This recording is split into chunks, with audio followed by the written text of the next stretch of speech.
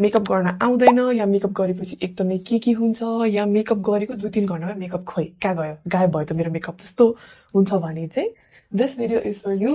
This was my most requested video by my sister.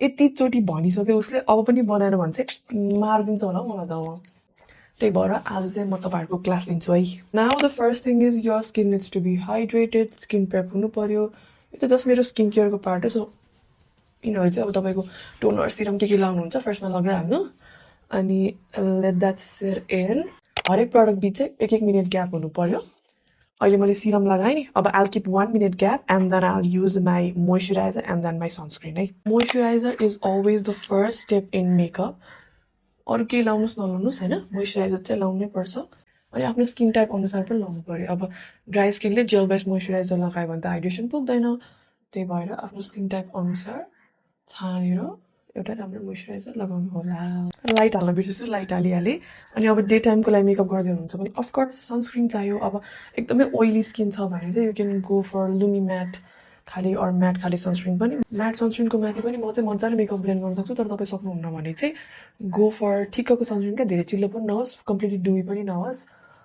त्यस्तो sunscreen recommendation चाहिँ छ भने चाहिँ मलाई भन्नु म भिडियो बनाउँछु बरु now next step is optional तर प्राइमर लगायो भने चाहिँ it will give you more long lasting makeup plus तपाईको एकदम ओपन पोर्सहरु छ भने you can go for silicone based प्राइमर्सहरु अनि तपाईलाई लङ लास्टिङ मेकअप चाहिन्छ भने यस्तो खाली क्रिपिङ प्राइमर्सहरु युज गर्न सक्नुहुन्छ अनि एकदमै ड्राई स्किन छ भने पनि हाइड्रेटिङ खाली प्राइमर्सहरु युज गर्न सक्नुहुन्छ बट इट्स अप्सनल राम्रो हाइड्रेटिङ मोइस्चराइजर राम्रो हाइड्रेटिङ सनस्क्रिनले पनि राम्रो बेस्ट दिन सक्छ है मेरो चाहिँ स्किन ओइली टु कम्बिनेसन छ so I am using matte foundation नै तपाईको ड्राई स्किन टाइप हुन्छ go for more dewy foundation and it's easier to blend पनि इफ तपाईं बिगिनर हो मेकअपमा भने चाहिँ सिधा म्याट फाउन्डेसनमा जम्प नहुनु बरु go for satin finish foundations जुन चाहिँ कम्प्लिटली ड्युई पनि हुँदैन र कम्प्लिटली म्याट पनि हुँदैन and it's easier to blend पनि now main thing is a beauty blender है तपाईहरुले ब्रशले ब्लेन्ड गर्न सक्नुहुन्न के बिगिनिङमै so go for beauty blenders र you need a damp beauty blender damp मतलब चिसो खाले भिजेको है अनि यसरी ड्रिपिङ वेट लाइक पानी आउनु भएन यस्तोबाट पानी आइराछ भने चाहिँ मेकअप राम्रो ब्लेन्ड हुँदैन झन् कस्तो कस्तो पार्दिन्छ बिगार्दिन्छ सो यसो टावलमा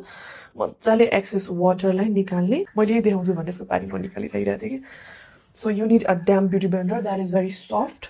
Now, जहिले पनि फेसको बिचबाट स्टार्ट गर्ने जहिले पनि ड्याप गर्ने यसरी ड्याप गर्ने अनि फाउन्डेसन पनि एम्पल अमाउन्ट लगाउनु पर्यो के तपाईलाई लङ लास्टिङ मेकअप चाहिन्छ भने चाहिँ मजाले फाउन्डेसन लगाउनु पर्यो डराउनु भएन के सुरुमा किनभने मेकअप हेभी देखिन्छ भर्खर लगाउँदा तर दिनभरि लङ लास्टिङ हुन्छ के मान्छेहरुलाई चाहिँ सुरुमा मेकअप हेभी देखेपछि डर लाग्दो रहेछ अनि थोरै फाउन्डेसन लगाउने रहेछ डरले अनि पछि चाहिँ अनि मेकअप लङ लास्टिङ नहुने रहेछ के त्यही भएर अब मैले जसरी चाहिँ नलाउनु take foundation on the back of your hand beauty ब्लेन्डरमा पहिला यसरी ब्लेन्ड गर्ने यसरी लिने ब्युटी ब्लेन्डरमा जस्ट बल्ल फेसमा हालेँ मैले डाइरेक्ट फेसमा हालेँ मैले बिर्सेर लाइक मेरो बानी भयो अनि मैले बिर्सेर हालेँ ल नभए चाहिँ take it in the back of your hand and then blend अनि जहिले पनि फेसको बिचबाट स्टार्ट गर्ने बिकज यो एरियामा चाहिँ वी निड मोर फाउन्डेसन अनि यो एरियामा चाहिँ लाइक लेस भयो भने फरक पर्दैन now just dab dab dab dab गर्दै बिस्तारै ब्लेन्ड गर्दै जाने यसरी ड्र्याग गर्यो भने चाहिँ त्यसपछि तपाईको फाउन्डेसन पिलिङ हुने के हुने प्रब्लमहरु हुन्छ के त्यही भएर always dab and not drag मलाई अलिकति फाउन्डेसन पुगेन सो म सिकाउँछु है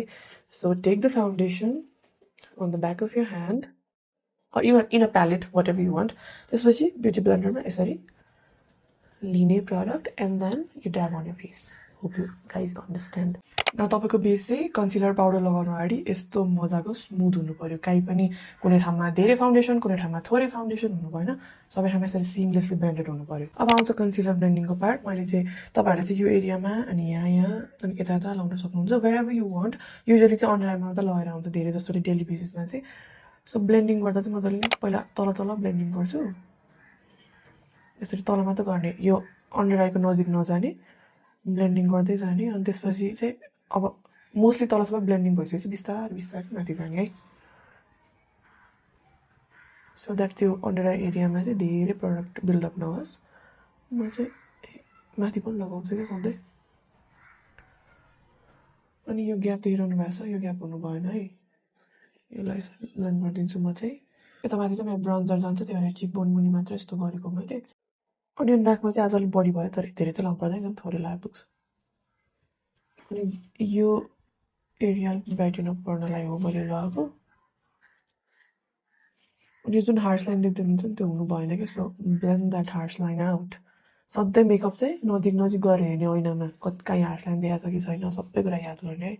now my favourite pad bless. तपाईँले क्रिम ब्लस लगाउँदै हुनुहुन्छ भने चाहिँ पाउडर लगाउनु अगाडि नै लगाउनु पर्यो, नभए पछि लगाउन खोज्दा चाहिँ बिगिनर हो भने चाहिँ के हुनसक्छ है। Now I usually do this much. अब क्रिम ब्लस चाहिँ ब्युटी ब्लेन्डरले ब्लेन्ड गर्नु खोज्यो भने चाहिँ प्रायः ब्युटी ब्लेन्डरले नै धेरै प्रडक्ट तानिन्छ कि, so it's preferable to use a brush.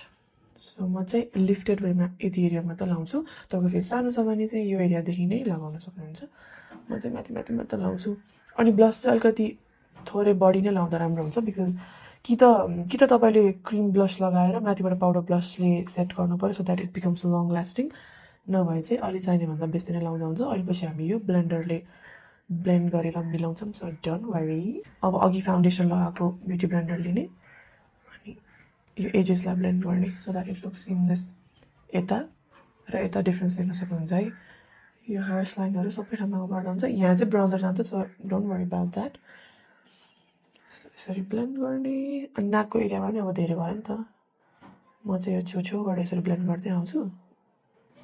तपाईँले नाकको टुप्पोमा त लाउँदा नि हुन्छ, म चाहिँ होल नाकमै लाउँछु। नाकमा चाहिँ अलिकति नेचुरल देख्ने वेमा लगाउँछु, सो मोस्टली चाहिँ ब्लेन्डरले लिफ्ट गरिदिन्छु एक्सेस प्रडक्टलाई। नाउ पाउडरवाला स्टेपमा चाहिँ धेरैजनाले मिस्टेक गर्छ है।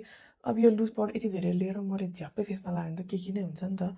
So what you gonna do is यति धेरै लिने होइन, सधैँ एकदमै थोरै प्रडक्ट लिने। नाउ यसलाई चाहिँ इभन आउट गर्ने in the back of your hands, even it out. Now it should look even like this है। सकेसम्म थोरै युज गर्ने, बरु थोरै युज गऱ्यो भने पछि हल्का बिल्डअप गर्नु मिल्छ, बढी युज गरेर मिल्दैन। म अन्डर आइमा चाहिँ कि त ब्लेन्डरले कि त हातले नै यसरी ब्लेन्ड गरिदिन्छु, एन्ड देन माथि नै हेरेर यसरी पाउडर लगाइदिन्छु। त्यसपछि यो एरियामा चाहिँ मेरो स्वेटिङ हुन्छ क्या, सो यो एरियामा पनि मजाले लगाउँछु।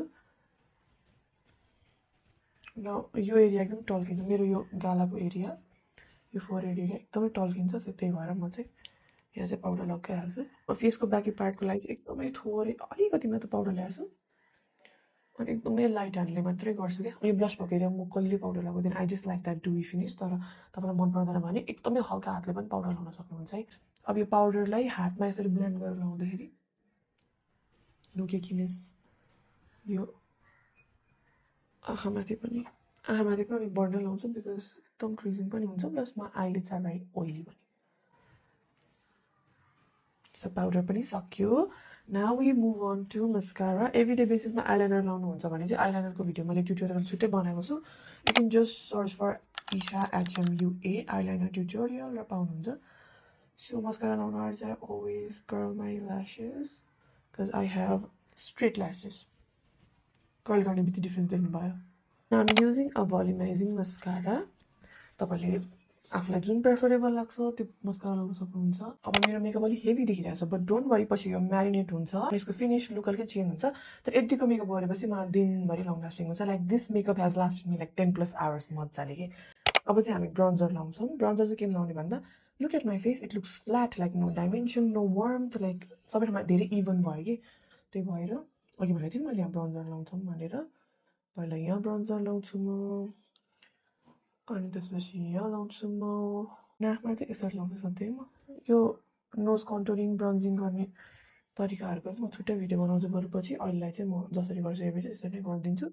अनि मेनली चाहिँ फोरहेड एरियामा, किनभने फोरहेड एरिया कस्तो फ्ल्याट देख्छ क्या मेरो ब्रोन्जर लाएन भने। तर फोरहेडमा चाहिँ आई लाइन नलाने फोरहेडमा लाउँछु।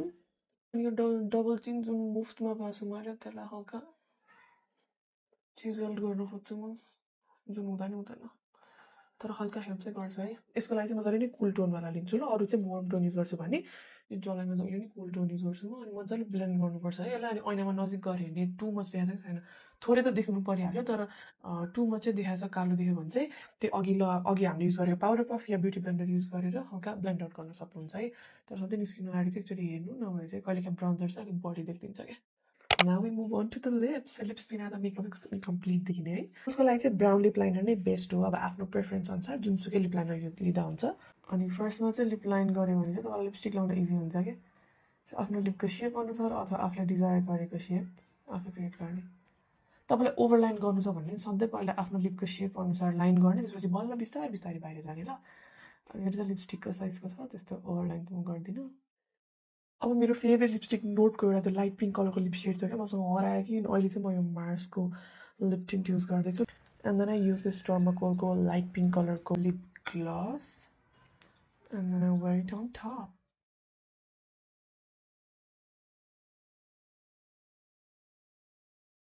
And if you want, you can also use this to have a fixing spray. एकदम मनपर्छ fixing spray. If I'm going out or एकदमै hot summer छ एकदमै hot day छ भने चाहिँ I really prefer this fixer. तर यसले चाहिँ मलाई एउटा प्रब्लम चाहिँ के छ भन्दाखेरि चाहिँ म चस्मा लगाउँछु नि मेरो यो ठाउँमा चाहिँ मेकअप एकदमै लिफ्ट हुन्छ तर अरू बेला चाहिँ अब यो लगाएको छैन भने मेकअप लिफ्ट भएको ठाउँमा यसरी ब्लेन्ड गरिदिन सक्छु क्या मैले हातले बिकज यो क्रिमी नै हुन्छ सो हातले यसरी नै ब्लेन्ड हुन्छ तर यो लगाएको छु भने चाहिँ मेकअप पुरै लिफ्ट गरिदिन्छ अनि यसले मेकअप यस्तरी फिक्स गरिदिएको हुन्छ कि मेकअप त ब्लेन्डै गर्न मिल्दैन अनि I have to use some kind of powder नै मजाले त्यो सेट गर्नलाई नभए चाहिँ दिस इज सो गुड होइन मेकअप एक ठाउँमा मजाले फिक्स गरेर राखिदिन्छ अनि यो makeup doesn't budge all day कि Lastly, I hope this video helps you guys. यस्तै अरू भिडियो हेर्नु मन छ भने चाहिँ डु लाइक एन्ड फलो र कमेन्ट बक्समा तपाईँलाई कुन चाहिँ कुरा मोस्ट फ्रुटफुल लाग्यो कुन चाहिँ कुराले एकदमै हेल्प गर्यो चाहिँ भन्न सक्नुहुन्छ अथवा कुनै अरू क्वेसन्स छ भने मलाई सोध्न सक्नुहुन्छ बाइ द वे मेरो नाम चाहिँ ईशा हो है बाई बाई